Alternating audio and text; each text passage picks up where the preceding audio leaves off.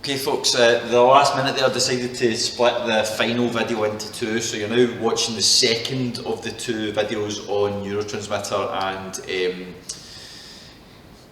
associated disorders, etc. So if you haven't watched the first video on the structure and function of the neuron and also the bit about neurotransmitters at the synapse, don't watch this video yet, go back and watch that one first.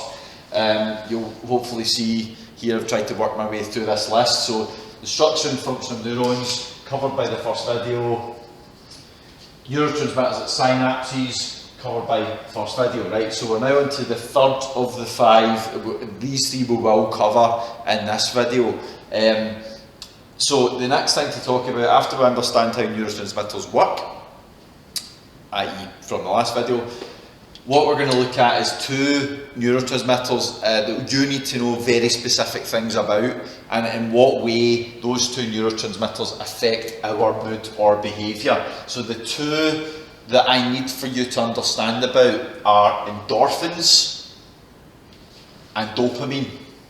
Now you may well have heard of these, but what is on the board is basically what you need to understand about them. Endorphins are basically associated with reduction in the intensity of pain. They make pain feel less to you, and that's when they're released if your body needs for that to happen. There are a number of different times when your body will release endorphins though. They are associated with a sort of a positive feeling, i.e. well, obviously having less pain is a good thing, but they are associated with more than just injury. Injury would be the main one. You know, if you have something really bad happens to you, like maybe you lose an arm or something, you know, a lot of people that lose a limb will tell you that actually it's not quite as sore as you might think it was, and that's because your body is responding to serious injury and releasing endorphins, and you're not feeling necessarily the pain that you would normally. Stress can release endorphins as well though, to try and reduce that feeling. So can exercise, so can sex, believe it or not, and also eating certain foods can also release endorphins. So there are quite a broad spectrum of different ways your body or ways you can treat your body to allow it to release endorphins. The main thing you need to understand is it's involved in the reduction of pain. So into dopamine. Dopamine is involved in the idea of pleasure. It reinforces what's called the brain's reward pathway. The brain will release dopamine when you do something that is good for the body, right? So for example, a great example is eating when hungry. If you are hungry and you eat food, that's obviously going to aid your survival, so your brain gives you a little reward for that. It releases a little bit of dopamine as a sort of a thank you, if you like, for looking after the body.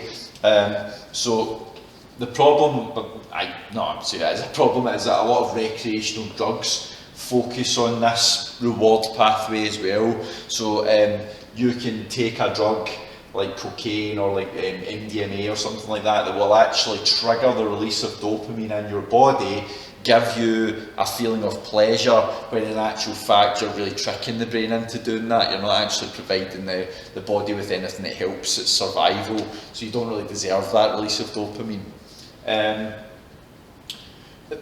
The reinforcement of the brain's reward pathway can also lead to addiction, which we'll talk about in a wee bit more detail when we come on to recreational drugs. Okay, so that's really it. Again, you've had loads of opportunity to pause and sort of try and take that in. So I'd do the same thing just now if you need to, just as I'm crossing this last one off this third last one off the list. But those are the two neurotransmitters that you need to have a bit of an association with in terms of understanding what each of them does and how they're triggered. Right, so the next topic is to do with the idea of certain neurotransmitter disorders. Things like Parkinson's disease, for example, Alzheimer's is another, very, very common thing. It can really affect lives in a really terrible way, but really they're associated with imbalances in neurotransmitter. So maybe the body's releasing neurotransmitter when it shouldn't be, and therefore you're getting too much neurotransmitter in the synaptic cleft and you're getting a reaction when you shouldn't. Or alternatively, it could be the other way around. It could be your body's not responding properly to neurotransmitter. So even though your body's releasing it, your body's not responding to it. You can get, and really this is the whole point, the treatment of those conditions can be done in two different ways. So in order to try and explain that, I'm going to draw back in a dendrite with, as I explained to you, a dendrite has receptor proteins for neurotransmitter. We'll stay with neurotransmitter being a red triangle. There's our axon terminal in the presynaptic neuron. There's our vesicles with our neurotransmitter in it, waiting to be released. And we're going to focus on two different scenarios and two different kinds of drug treatment. Okay, so I'm going to split this right down the middle. And we're going to focus on the two different types of drug treatment. You get agonists and antagonists. And actually the way I'm doing this probably will lead on to this recreational drugs thing without having to change too much. So the idea is that we're going to focus on agonists on the left hand side of this diagram and antagonists on the left side of this diagram. Now, basically, they're named by the way that they operate, the way that they work. Okay, an agonist basically mimics neurotransmitter.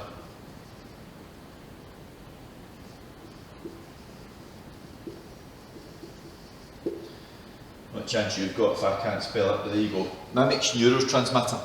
So that would be a drug that you might use in the case where you're not releasing enough. Right, so your body's like lacking in, depression can be associated with there being too much dopamine being taken up, so you're not getting enough dopamine in here. Right, so what an agonist can do, an agonist can pretend to be the neurotransmitter. Right, so here's an agonist drug here.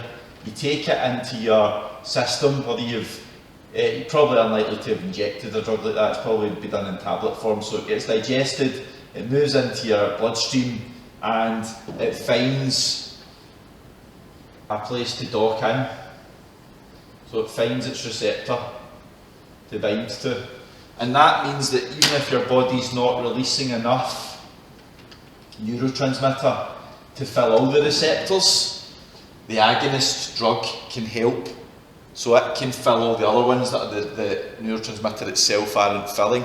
So under a normal circumstance, a person that doesn't have the disease that we're talking about, whatever that disease might be, they're releasing enough neurotransmitter so that all the receptors are filled with neurotransmitter. Somebody that can't do that might take an agonist drug which mimics the neurotransmitter and can fill up extra spaces where your own body's neurotransmitter is not enough. So that's how an agonist works. An antagonist does the opposite thing really. An antagonist, which we'll use green for,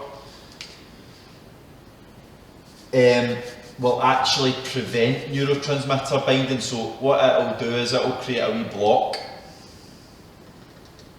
And that's because in some cases it's not a problem that you're not releasing enough, it's that you're releasing too much and that your body's going to over-respond. So what an antagonist does is it blocks neurotransmitter.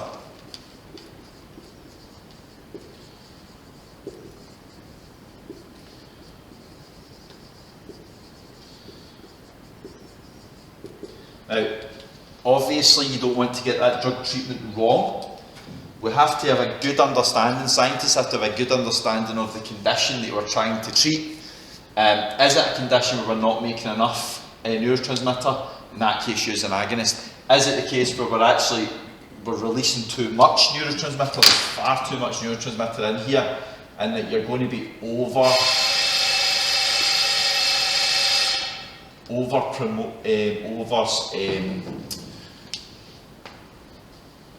stimulating that nerve? That's what we would use antagonists for. Okay, so that's the difference between an agonist and an antagonist. Now, some recreational drugs can be agonists and antagonists. So you might take a drug recreationally to change your mood or behaviour. And we have to know that if you use an antagonist, that can lead to addiction. Basically what that means is your body over-responds. If you keep using antagonists, your body will increase the number of receptors here. And as a result of using too many, or using an antagonist too much, there's an increase in receptors and that leads to addiction. If you continue to use an agonist all the time, the body's going to reduce its number of receptors. And that can lead to what's called tolerance, where your body needs to take more of it to actually to get a response. So tolerance is a result of using an agonist recreationally. Addiction is a result of using an antagonist recreationally. And that's the idea of recreational drugs. So that brings us to an end. That brings us to the end of the topic. The information in this video and the last video should be enough for you to be able to do the next homework, which I will post next week. Okay, thanks for listening, guys.